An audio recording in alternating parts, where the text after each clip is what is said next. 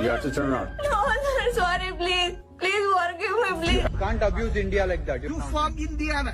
From Indiana. Don't follow me.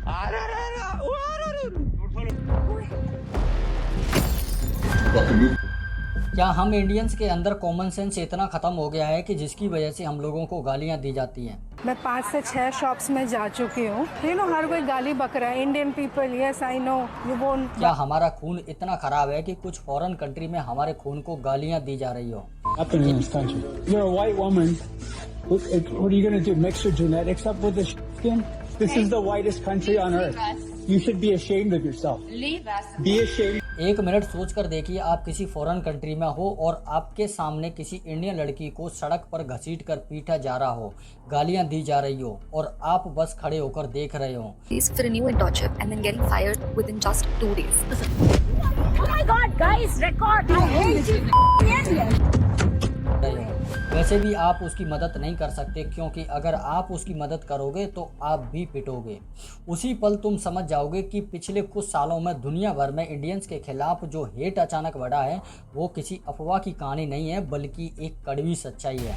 आखिर इस Indian लड़की ने ऐसा क्या कर दिया जिसकी वजह से इसके साथ तो गलत हुआ और जो बाकी इंडियंस लोग हैं उनको भी ये झेलना पड़ रहा है। इन्हीं करतूतों की वजह से आए दिन इंडियंस के खिलाफ फॉरेन में हेट बढ़ती जा रही है, जिससे हम में से ज़्यादातर लोग नज़रअंदाज कर रहे हैं। पर सवाल ये है कि आखिर ऐसा क्यों हो रहा है? कैसे इंडियंस दुनिया भर में इस हद तक टारगेट होने लगे? 19वीं 20वीं शताब्दी में अंग्रेज़ों ने ये लिखकर साइन बोर्ड लगाया कि dog and Indians not allowed, और आज फॉरेन कंट्री में भी यही हो रहा है। कुछ देशों में सीधे सीधे लिखा गया है कि इंडियन आर नॉट अलाउड। जहां हमारे इंडियन लोग हर जगह में, हर कंट्री में फेमस है। ऋषि सुनक, सुंदरलाल पिचाई, सत्या नडेला, अजय बंगा, निखिल कामत, विनोद खोसला, ये सब भारतीय लोग हैं जो अदर कंट्री में अच्छी खासी पोस्ट पर नाम कमा रहे हैं। तो फिर फॉरेन कंट्री में हमारी लड़कियों के साथ इतनी बदतमीजी क्यों? इस वीडियो को आखिर तक देखना, क्योंकि ये कहानी सिर्फ बाहर की नफरत तक नहीं रोकती। इसके पीछे एक ऐसा सच है जो शायद हम खुद देखना भी नहीं चाहते। आज हम यही जानेंगे कि इन सब के पीछे आखिर वजह क्या है। The Australian government's immigration policy. Their anger is particularly directed against Indians who have moved to Australia in recent years. This is our country. It seemed that Indians were not safe in Australia. Invaders को बाहर निकालने के लिए, जो obviously उनके हिसाब से Indians है। Go back. But I'm Canadian. India. I'm Canadian. Poland का वो वायरल वीडियो याद होगा आपको? नहीं है? चलो मैं याद दिलाता हूँ, जिसमें एक इंडियन लड़का अपनी पोलिश गर्लफ्रेंड के साथ शॉपिंग कर रहा था और एक आदमी आकर उसे कहता है कि तुम्हें शर्म नहीं आती, तुम इस वाइट कंट्री में एक ब्राउन स्क्रीन वाले इंडियन से शादी करोगी, तुम्हारा जीन खराब हो जाएगा। ये आदमी इस लड़की से इस तरीका की लैंग्वेज में बात कर रहा है। Happening in this country. You're a white woman. What are you going to do? Mix your genetics up with this skin? This is the whitest country on earth. You should be ashamed of yourself. Leave us. Be ashamed. ऐसा ये एक case नहीं है, बल्कि ये एक pattern बनते जा रहे हैं। कजाकिस्तान और मलेशिया जैसे छोटे देशों में होटल्स के बोर्डों पर साफ लिखा है इंडियंस आर नॉट अलाउड, और अगर अलाउड किया है तो इंडियंस को पहले कुछ एक्स्ट्रा डिपॉजिट जमा कराना होगा, फिर अंदर जा सकते हो।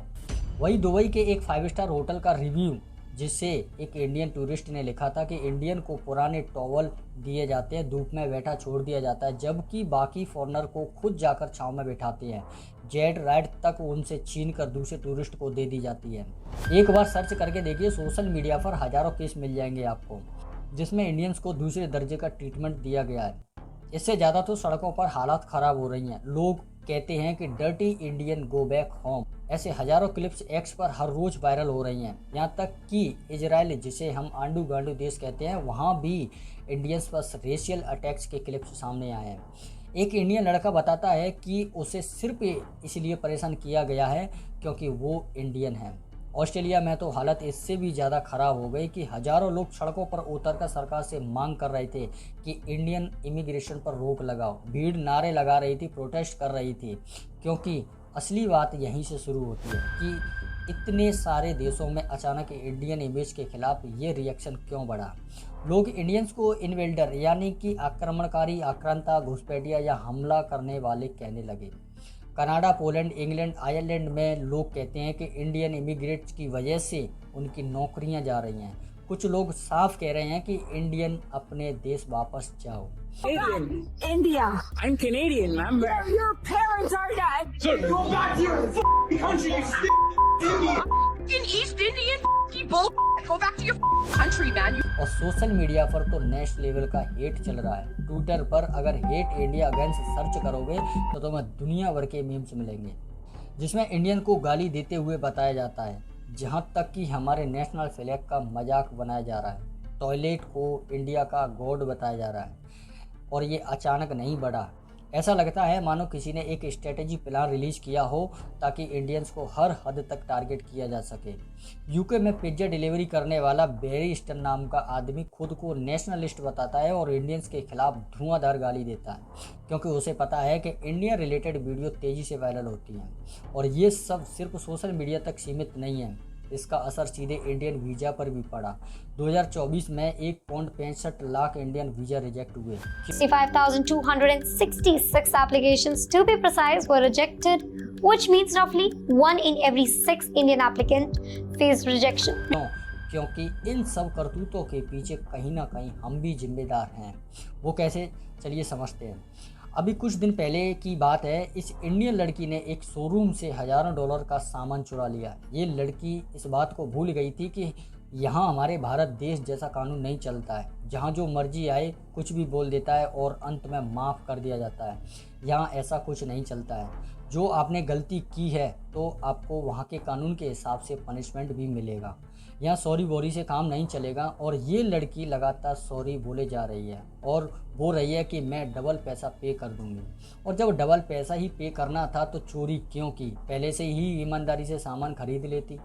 और दूसरी बात, लंदन में एक बोर्ड पर गुजराती में लिखा था कि यहाँ थूकना सख्त मना है। ठीक उसी बोर्ड के नीचे गुटखा की लाल पीक दिखाई दे रही हैं। ब्रेंट एरिया की रिपोर्ट कहती है कि सिर्फ पान की सफाई में हर साल 30,000 पाउंड खर्च हो जाते हैं। कुछ वीडियो में इंडियंस को खुले में शौच करते हुए बताया गया है। बताओ, ये है इंडियन कल्चर। एक आदमी तो थाईलैंड के बीच पर शराब पीकर सो गया, किसी ने उसका वीडियो शूट किया और सोशल मीडिया पर अपलोड कर दिया। कुछ केस तो ऐसे हैं जिनको देखने या सुनने के बाद आपका सर शर्म से झुक जाएगा। अब इसको देख लीजिए, ये लड़का इस लड़की की लेने देने की बात कर रहा है। अभी थोड़ी देर में पुलिस इसकी लेगी। कमाल का माल है, देख रहे हो ना यार, आप कमाल की माल हो। कसम से ना दबाने का मैं ना पति कैसे सबर कर रहा हूँ मैं बता नहीं सकता। मेरा दिल कर रहा है ना दबा दूं, ऐसे अपने हाथ में पकड़ेगा दबाऊं, चेक करूँ क्या है ना। लेकिन अब उसके लिए मुझे रात का टाइम वेट करना पड़ेगा, आपको पिलाना पड़ेगा। उसने कुत्ते की तरफ अपनी बूथा सजाया हुआ था, वो जल गया। माँ का लोड़ा, उसकी बहन को लेके आया हूँ ना मैं दुकान में। इस टकले के सर पर बाल तो नहीं है, मुझे लग रहा है इसके अंदर दिमाग भी नहीं है। इसका नाम है मलिक स्टीव खान। इसने कुछ ऐसा कर दिया जिसकी वजह से भारत की इमेज और इसके घर के संस्कार दोनों को बदनाम करने का काम किया। मलिक सैफ जो रिसेंटली तुर्की गया था, लेकिन वहाँ इसने ऐसा लीचड़पना दिखाया कि इसे अरेस्ट ही कर लिया गया। कारण था कि इसके साथ जो लड़की चल रही है वो तो बेचारी हिंदी समझती नहीं है, इसकी फालतू की बकवास पर हंसती रहती है। और मलिक दुकानों में जाकर लोगों से बदतमीजी करता है और उन्हें गाली देता भी नज़र आ रहा है, ये सोचकर कि वो बहुत बड़ा देशभक्त प्रूफ हो रहा है। अब एक तरफ तो हम दुनिया के सामने अपनी छवि इस तरीक़ा से पेश करते हैं कि अतिथि देवो भव जैसी बड़ी बड़ी बात है, वही दूसरी तरफ सोशल मीडिया पर आए दिन इंडियंस की ऐसी वीडियो आती रहती हैं जो अपनी बेहूदी हरकतों से पूरी दुनिया में देश का नाम डुबोने में लगे हुए हैं। उसके बाद वो लोग जो भारत आने वाले फॉरेनर के साथ करते हैं, होली में विदेशी लड़कियों को ज़बरदस्ती रंग लगाना, विदाउट परमिशन उनको टच करने की कोशिश करना, उनके ऊपर भद्दे कमेंट करना, उनके पीछे पीछे फ़ोटो के लिए भागना, इनको ऐसा लगता है कि विदेशी लड़कियां एक चलता फिरता ATM मशीन है, जितना हो सके पैसा निकाल लो। ये सब ग्लोबल मीडिया में रिकॉर्ड होता है और हमारी इमेज को बुरी तरह नुकसान पहुंचाता है। पर उम्मीद ख़त्म नहीं हुई। अभी दुनिया में एक मिसाल है चीन की। 2015 से पहले चाइनीज़ टूरिस्ट की इमेज भी इंडियन जैसी ही थी। फिर चाइना सरकार ने सख्त कदम उठाए, मिसबिहेविंग टूरिस्ट की ब्लैक लिस्ट बनाई और भी कई सख्त कानून बनाए। सिर्फ 5 साल में ही उनकी ग्लोबल इमेज इम्प्रूवमेंट हो गई। तो सवाल ये नहीं है कि दुनिया हमें क्यों हेट करती है, सवाल ये है कि क्या हम इस रियलिटी को फेस करने की हिम्मत रखते हैं। क्या हम मानने को तैयार है कि हाँ, हम नहीं लेकिन कुछ लोगों की वजह से पूरे देश की इमेज दांव पर लग जाती है। और जब तक हम खुद सुधार नहीं करेंगे दुनिया हमें कैसे रिस्पेक्ट देगी। इसलिए इसका एक ही सॉल्यूशन है, अवेयरनेस। आपका एक रॉन्ग स्टेप किसी दूसरे इंडियन का वीज़ा रिजेक्ट करा सकता है, किसी को मार पड़वा सकता है, किसी की नौकरी छुड़वा सकता है, किसी की बात को लेकर कोई भी किसी भी इंडियंस के साथ गलत कर सकता है। और ये सिर्फ ट्रैवल की बात नहीं है, यह पूरे देश की आइडेंटिटी की बात है। और अगर चाइना अपनी ग्लोबल इमेज चेंज कर सकता है तो इंडिया क्यों नहीं। अगर आप चाहते हो कि हमारे देश की छवि खराब ना हो तो एक अवेयरनेस आपके नाम। इस वीडियो को किसी एक इंसान के पास सेंड कीजिए और अपने देश की इंसल्ट होने से बचाइए।